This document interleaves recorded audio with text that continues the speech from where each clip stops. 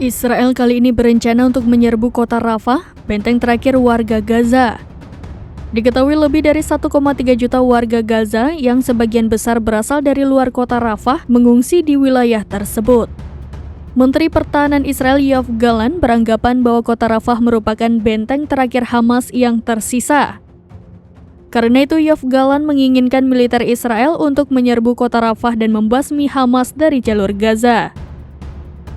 Dilansir Tribun News pada Selasa 6 Februari 2024 dari Anadolu Agency, Yoav Gallant mengatakan Israel akan menjangkau daerah-daerah yang belum pernah diperangi di tengah jalur Gaza dan di selatan. Khususnya benteng terakhir Hamas yang tersisa di Rafah.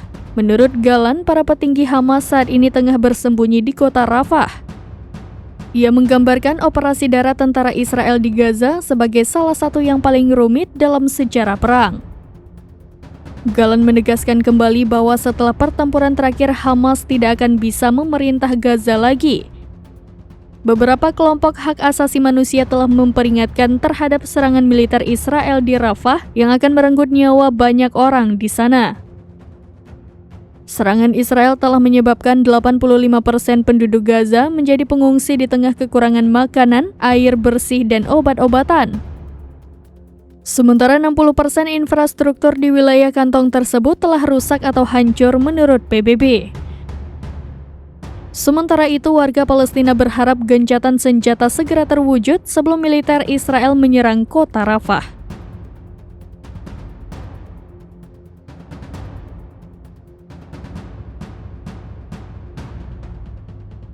Download Tribun X sekarang, menghadirkan lokal menjadi Indonesia.